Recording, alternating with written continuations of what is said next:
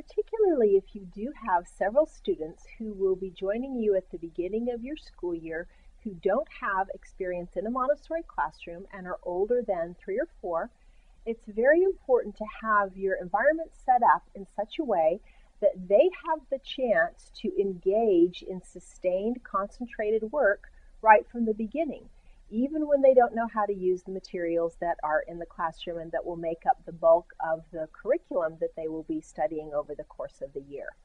So I'm going to talk about some activities that can serve this purpose right at the beginning of the school year and the attributes that they need to have.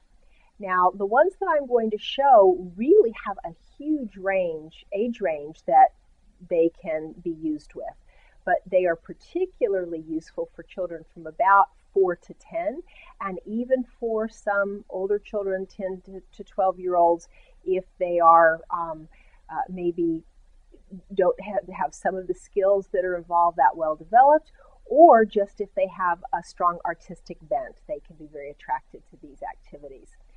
So if you're going to have activities in the classroom that are not part of the Montessori curriculum, there's several things you need to keep in mind. Number one is, why are they there? They are there to allow children who don't know how to use anything in your classroom to have things they can do quickly, that you can orient them to or give them presentations on quickly, and possibly even in larger groups, and to keep them from becoming a distraction or a problem in the classroom. If you have children who are returning students and are able to just go to the Montessori materials on the shelves and get to work, you can partly protect that concentration by making sure that these new students have something that they can do. So what attributes are we looking for in those activities?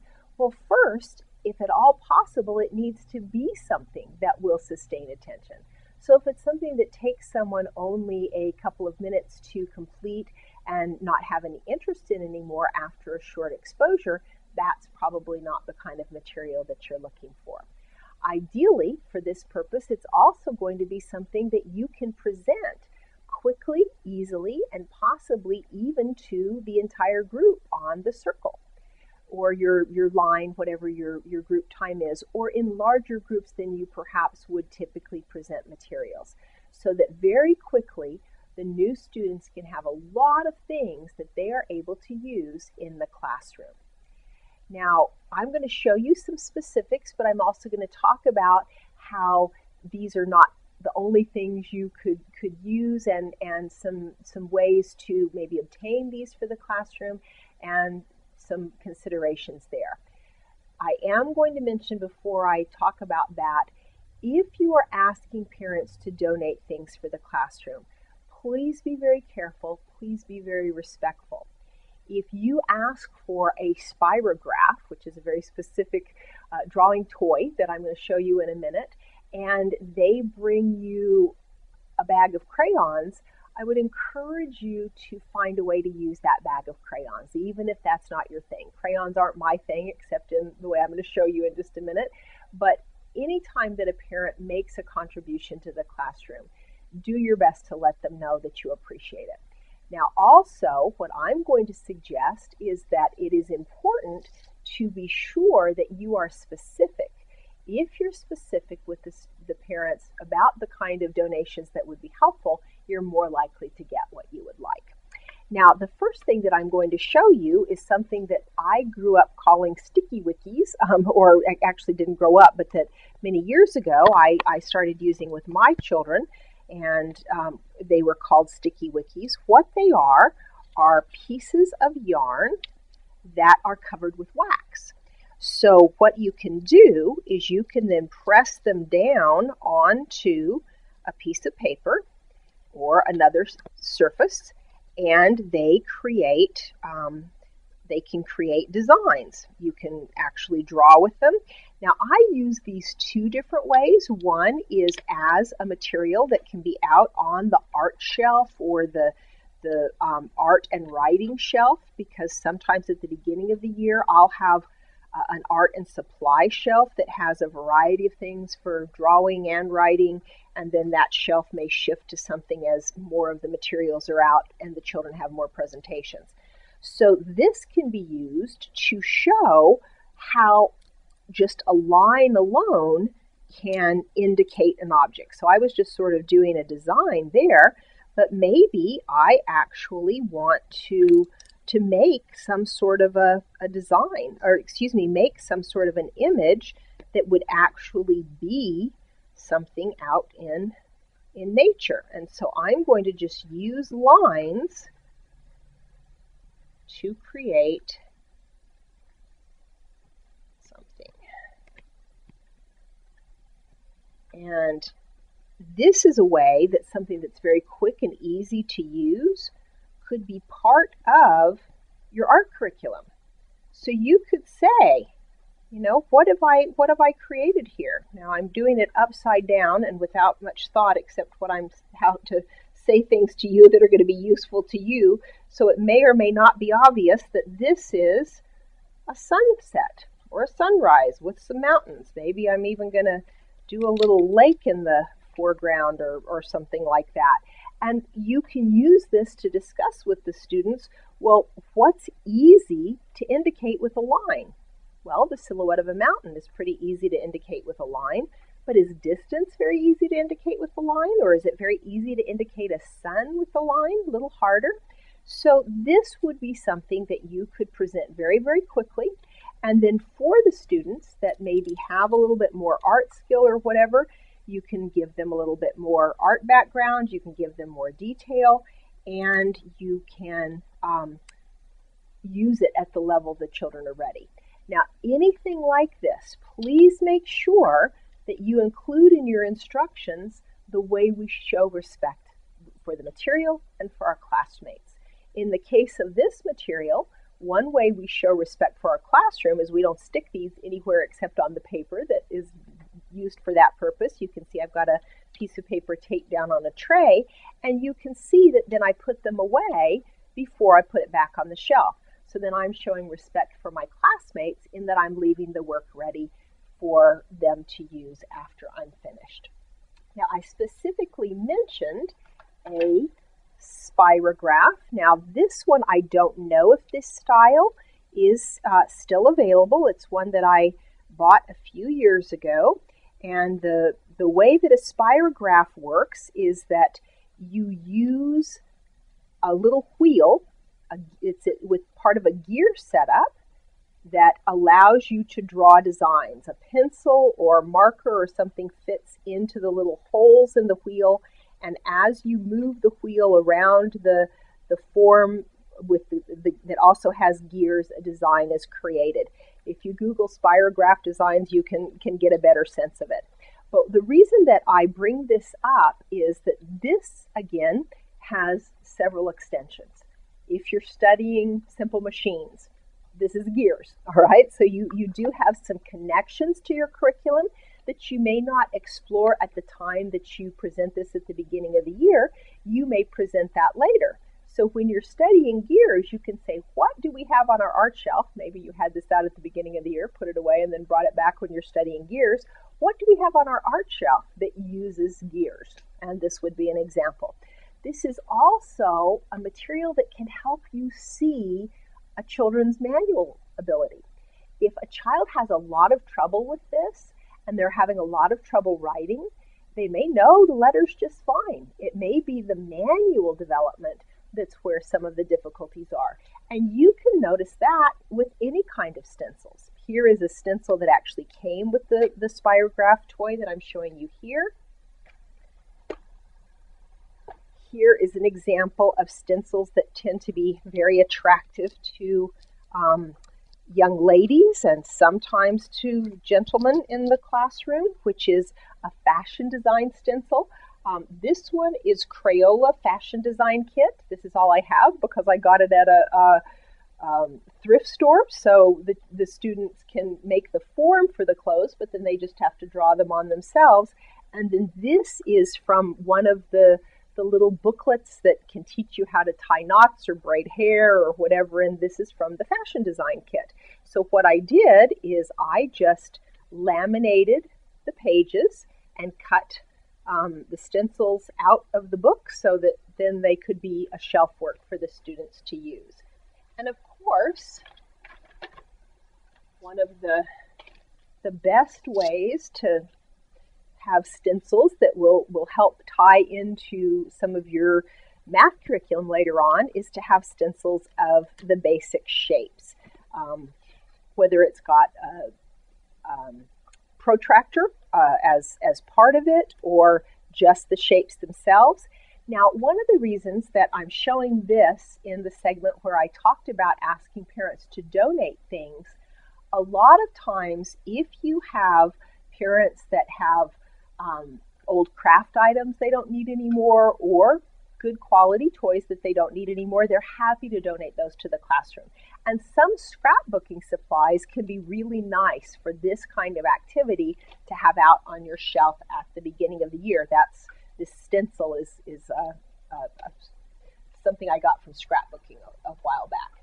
I'm going to show two other kind of art and similar things. One is the highlights hidden pictures, and whereas if the child is having trouble using stencils or a spirograph, that's going to give you a clue in your observations that there's some manual challenges there.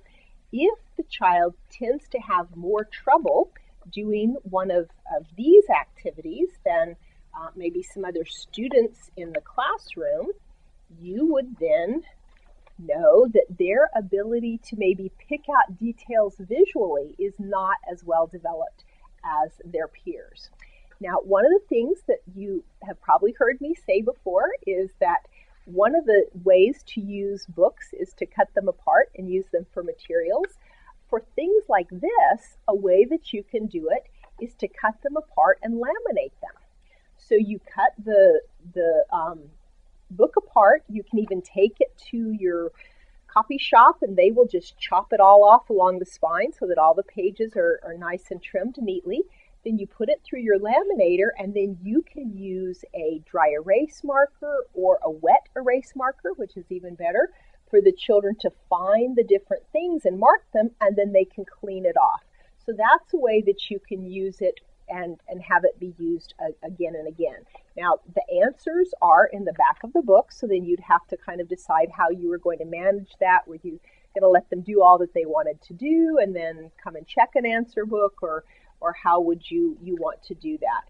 Now, some of them, it does, these, you can make them harder or easier. If you give them the page just like this, it's a little bit easier because the exact things that they're looking for are listed in the margin. To make it more difficult, you can actually cut these out, and you can even cut it out like this and have this available separately. So you can have it in an envelope where they can do it the hard way, but then if they don't think that they found everything, they can see this. And if you're going to do that, what you may want to do is have the number of objects to find added right in here, so then they kind of know whether they've been successful. Again, if you're going to do activities like this, you want something that's going to sustain attention. You also want to teach appropriate skills. Now, one of the things that I have found is it's very telling to see how students will approach this and how they approach it socially. So I would suggest that the first time that you do this, you maybe just have 2 or 3 out on the shelf, and when one person is finished with it, someone else can use it. Maybe not give any guidelines at all on how you do that. And then the next day you can talk about it and say, well, if you're doing these, is it as much fun if somebody tells you where everything is? So should we tell our friends where the objects are? Well, what if one of our friends is really frustrated and knows there's 3 more objects and they just can't see them even though they've worked for a long time? Should we show them where the object is? Do we have some other options? Could we give them a hint? So this is one of those ways to start to talk about how you respect other people's work in the classroom. And I actually use the term stealing people's learning.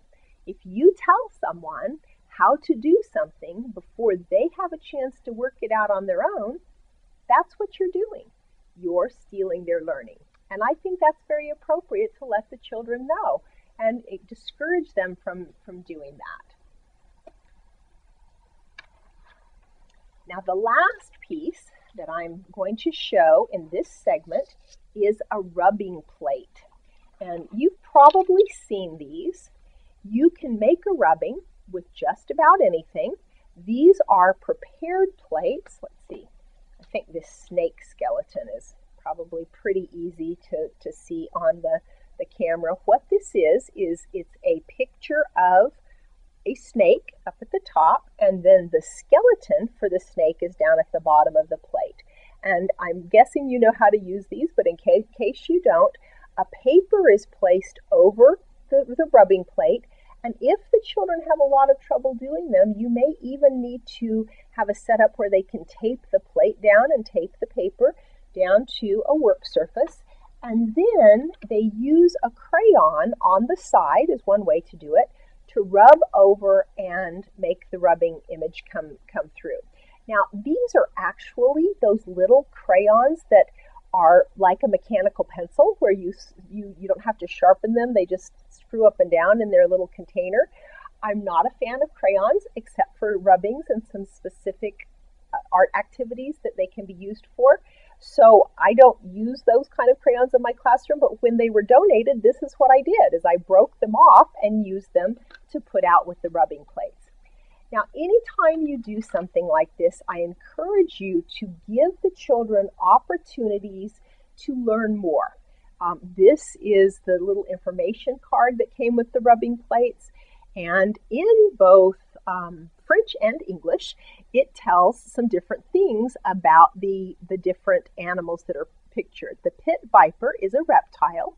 The snake's lightweight skull is made up mostly of jaw bones. The upper and lower jaws are loosely joined, so it can open its mouth wide to swallow prey.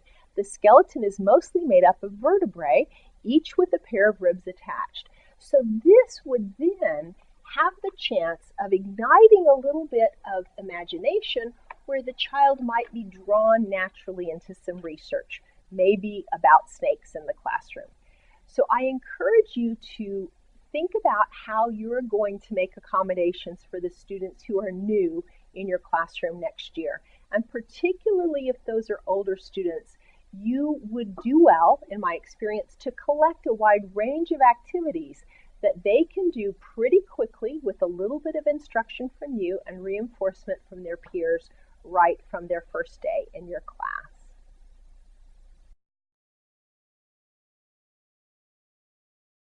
Now I'm going to kind of show you the array of things that I have here and then talk about them a little bit and how I use them in my classroom. Before I do that, I want to let you know that this is a set of things that I use in a lot of different Montessori classrooms. The Montessori classrooms that I've been in have had children who were brand new to Montessori, even as 11-year-olds.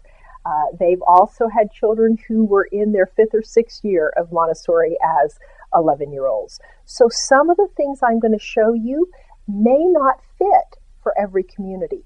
And if I were in a community where every child in my class had been in Montessori for 6 years by the time they were at the end of upper elementary, some of these things I'm pretty sure I wouldn't use. And I'll talk about them a little bit in that regard. We were talking about community as a metaphor. I would suggest that in addition to ways that you can use metaphors and language and those sorts of things to build community, that you look for ways to build community that are specifically oriented toward and support the students in your class whose strengths are more kinesthetic, including manual skills, that some of their most developed abilities have to do with mechanics and putting things together and making things work with their hands or with large body skills, building, sports, those sorts of things. And so one of the things that I encourage you to have in your classroom to help with community are resources for games and other ways to have fun together, and skills, manual skill kinds of games. Now, this is the pocket book, the pocket guide to games. This is great group games. This is more specifically community building, but just regular games, even competitive games, can help to build community, and they can help to highlight the skills of some of your students whose main strengths are neither verbal, nor auditory, nor mathematical.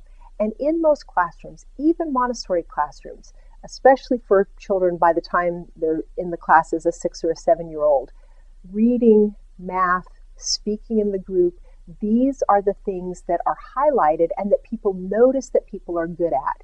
If you have students who are good at other things, you want to find ways to highlight that to help them feel like appreciated members of the community.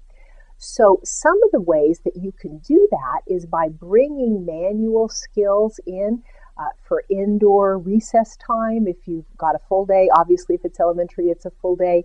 If you've got indoor recess time, into the daytime, maybe you've restored the environment, all the work that takes a long time to put away, maybe you have some things out they can do at the end of the day. These are reprints of old-fashioned books about hand shadows, good for rainy day recesses if your classroom can be pretty dark or made pretty dark. String games, wonderful ways. Lots of times your young ladies that have manual skills will be very drawn to these, although boys like them just as well if you don't put any of your prejudices in there. I don't like the name, but the Juggling for the Complete Klutz is one of the best books on juggling that I've seen, and juggling is a wonderful neurological activity. For any of the traditional games, some of the ones that I just showed you, but also marbles, jacks, some of those things, the Daring book for girls and the Dangerous book for boys are great resources if those aren't things that you grew up knowing how to do yourself. So the way that I'm going to kind of finish up this part 1 on things to have in the classroom to help you with community building is to use your piece table skills as the last piece. What I've been talking about is ways that you can teach children to not even have to do a formal piece process together. Most of you, if you're familiar with Montessori, know of having either a piece table or having objects that help with piece, a talking stick or something where specifically if younger children have trouble waiting for their turn to speak and listening, the person speaking can hold something. I have usually something heavy so that if somebody does kind of need to feel their body while they're talking, a rock. This is a rock with namaste, a word that means I honor the highest in you, or there's a lot of different translations of it, and just something beautiful to hold.